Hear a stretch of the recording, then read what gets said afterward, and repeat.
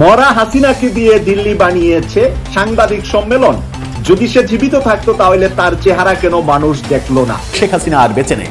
শেখ হাসিনা গত বছরের নভেম্বর ডিসেম্বরের দিকে মারা গেছেন। তাকে কোন একটা হাসপাতালের ফ্রিজে তার দেহ রাখা হয়েছে। শেখ হাসিনা যে সংবাদ সম্মেলন করলেন, সেই সংবাদ সম্মেলন আসলে শেখ হাসিনা করেনি। এটা এআই প্রযুক্তির মাধ্যমে তার কণ্ঠ প্রতিস্থাপিত করা হয়েছে। শেখ হাসিনা বাইসা নাই, আবারও প্রমাণ হলো। 100% নিশ্চিত হলাম যে শেখ হাসিনা এই দুনিয়াতে আর নাই। আলহামদুলিল্লাহ পড়েন। শেখ হাসিনার অডিও ক্লিপ বাজানো হয়েছে, যেখানে কথা ছিল শেখ হাসিনা লাইভে এসে বক্তব্য দিবে। শুরুতেই বাংলাদেশে যারা আওয়ামী লীগ করেন তারা বিরাট একটা আশাহত হয়েছেন, আশাভঙ্গ হয়েছেন। তারা এখন নিজেরা নিজেদের মাথার চুল ছিঁড়ছে, গালিগালাজ করছে নেত্রীকে, আওয়ামী লীগের নেতাদের পর্যন্ত গালিগালাজ করে। ভিডিও দেখার আমন্ত্রণে এসে অডিওর এই ধাক্কা কি শুধুই একটি প্রযুক্তিগত ত্রুটি, নাকি আওয়ামী লীগ পন্থী প্রচারের মোড়কে সাজানো এক অদৃশ্য প্রতারণার গল্প? আসসালামু আলাইকুম রহমতুল্লাহি ওয়া বারাকাতুহু। সম্মানিত দর্শক, মারা গেলেন সাবেক প্রধানমন্ত্রী শেখ হাসিনা। গত বছরের নভেম্বর কিংবা ডিসেম্বর মাসের মধ্যেই তার মৃত্যু হয়েছিল। তিনি এখন ভারতের কোনো একটা মেডিকেল হাসপাতালের ফ্রিজে আছেন, এমনটাই দাবি করছেন ভারত থেকে একজন নাগরিক। তবে দর্শক, এটি কতটুকু বাস্তবতা সেটি নিয়ে এখন প্রশ্ন তুলছে। তবে সে সকল প্রশ্নের উত্তর কিন্তু ইতিমধ্যেই আওয়ামী লীগ দিয়ে দিয়েছে। সেটা হচ্ছে, যখন লাইভ প্রোগ্রাম করা হয়েছিল সেখানে শেখ হাসিনার অডিও ক্লিপ বাজিয়েছেন। কারণ সাংবাদিকরা প্রশ্ন করতে চাইলেও কোনো প্রশ্ন করতে পারা যায়নি, বরঞ্চ সে তার বক্তব্য চালিয়ে গিয়েছে। এতে প্রমাণিত হয় যে শেখ হাসিনা যদি প্রকাশ্যে বক্তব্য দিতেন তাহলে সাংবাদিকরা প্রশ্নের জবাব দিতেন। এটি দ্বারা প্রমাণিত হয় শেখ হাসিনা জীবিত নয়। বিস্তারিত দেখুন ভিডিওতে। আবারও প্রমাণ হলো। 100% নিশ্চিত হলাম যে শেখ হাসিনা এই দুনিয়াতে আর নাই। আলহামদুলিল্লাহ পড়েন। আজকে ফরেন রিপোর্টার্স অনুষ্ঠানে শেখ হাসিনার অডিও ক্লিপ বাজানো হয়েছে, যেখানে কথা ছিল শেখ হাসিনা লাইভে এসে বক্তব্য দিবে। ভারতের প্রায় সবগুলো গণমাধ্যমে এই নিউজ প্রচার হয়েছিল যে ফরেন রিপোর্টার্স আয়োজিত অনুষ্ঠানে সজীব ওয়াজেদ জয় ভার্চুয়াল লাইভে এসে সেখানে যুক্ত হবেন। সাকিব আল হাসান ক্রিকেটার, তিনি যুক্ত হবেন এবং শেখ হাসিনাও সেখানে ভার্চুয়াল লাইভে সরাসরি বক্তব্য দিবেন। ভারতের বেশিরভাগ মিডিয়া এটা প্রচার হয়েছিল। কিন্তু আজকে আমি পুরো লাইভটা দেখলাম, পুরো লাইভ একবারে শুরু থেকে শেষ পর্যন্ত। সেখানে প্রায় 1000 দর্শক ছিল ইউটিউবে। সেখানে দেখলাম কি, শেখ হাসিনা এসে কবিতা পড়তেছে। ফরেন রিপোর্টার্স অনুষ্ঠান যে পরিচালনা করতেছে তিনি বলতেছেন বাংলাদেশের অনারেবল প্রাইম মিনিস্টার এখন বক্তব্য রাখবেন। তখন শেখ হাসিনা বক্তব্য শুরু করলেন, একটানা বক্তব্য দিয়েই যাচ্ছেন। এই আর্টিফিশিয়াল ইন্টেলিজেন্সের যুগে মানুষ এতটা বোকা না। একটা মানুষের কণ্ঠ হুবহু নকল করে এআই এর মাধ্যমে অডিও তৈরি করা যায়, হুবহু নকল করে, এবং সেইটা মোবাইলে বাজালে মনে হবে যে ওই মানুষই এই বক্তব্য দিচ্ছে।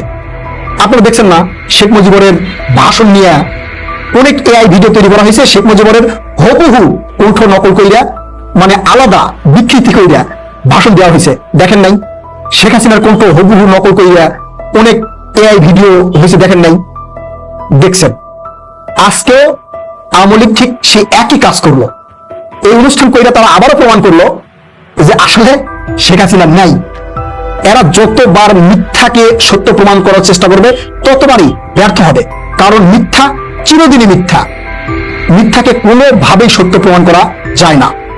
শেখ হাসিনা আজকে বিশেষ অনুষ্ঠান, আওয়ামী লীগের যতগুলো নেতাকর্মীরা যারা পালিয়ে গেছে, বাংলাদেশে আছে, আন্তর্জাতিক বিশ্বের বিভিন্ন দেশে আছে, তারা কিন্তু তাকিয়েছিল যে এই যে সোশ্যাল মিডিয়ায় যে বক্তব্যগুলো আসতেছে যে শেখ হাসিনা নাই, এই বক্তব্যের কাউন্টার আজকে তারা দিতে পারবে।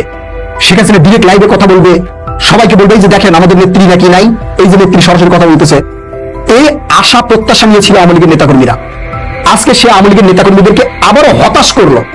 আওয়ামী লীগের নেতাকর্মীদেরকে ধুনফুন বুঝানোর জন্য অডিও ক্লিপ বাজালো।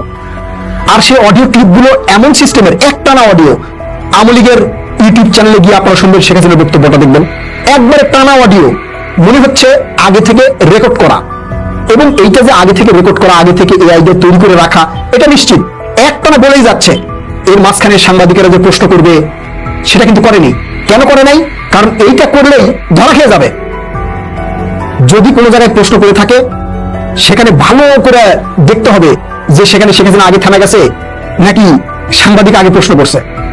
মানে ঘাবলা ঘাবলা, এরা যতই চেষ্টা করুক শেখ হাসিনাকে লাইভে নিয়ে আসতে পারবে না, কোনোভাবে লাইভে নিয়ে আসতে পারবে না। শেখ হাসিনা থাকলে তো লাইভে নিয়ে আসতে পারবে রে ভাই। The Honorable former Prime Minister, could you please take the mic? The floor is yours.